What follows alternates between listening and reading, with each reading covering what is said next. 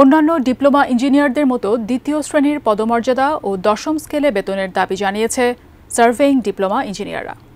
সোমবার জাতীয় প্রেস ক্লাবে বৈষম্যবিরোধী সার্ভে ডিপ্লোমা ইঞ্জিনিয়ার্স ছাত্র পেশাজীবী অধিকার বাস্তবায়ন পরিষদের ব্যানারে এক সংবাদ সম্মেলনে এই দাবি জানিয়েছেন তারা।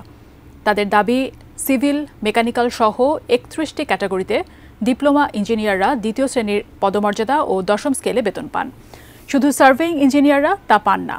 তাদের অভিযোগ, ১৯৯৪ সালে সকল ক্যাটাগরিতে একই সুযোগ সুবিধা দেওয়ার গেজেট প্রকাশ করা হয়, তবে অদৃশ্য কারণে শুধু সার্ভেইং ইঞ্জিনিয়ারদের ক্ষেত্রে তা বাস্তবায়ন হয়নি।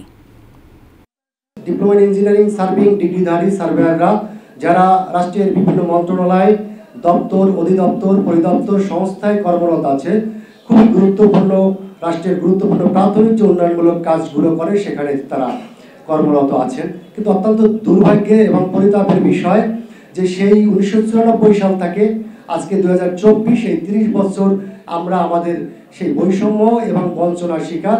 অদ্যবধি এই রাষ্ট্র আমাদেরকে সেই মহামান্য রাষ্ট্রপতি ১৯৬৪ নম্বর প্রজ্ঞাপনটাকে বাস্তবায়ন করেননি।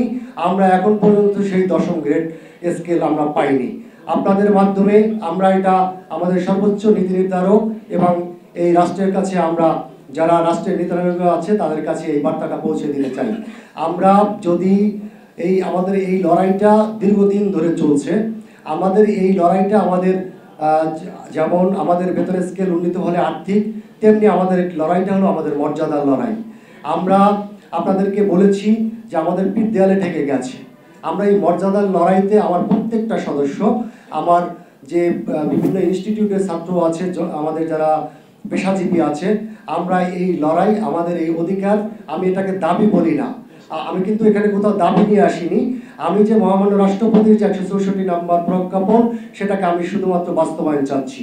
সেই বাস্তবায়ন করতে গিয়ে যদি আমার সংশ্লিষ্ট কর্তৃপক্ষ কালক্ষেপণ করে কিংবা গড়িমসি করে, তাহলে আমরা ভবিষ্যতে যে কঠোর কর্মসূচি দিয়ে আমরা আমাদের এই অধিকারটুকু বাস্তবায়ন করব।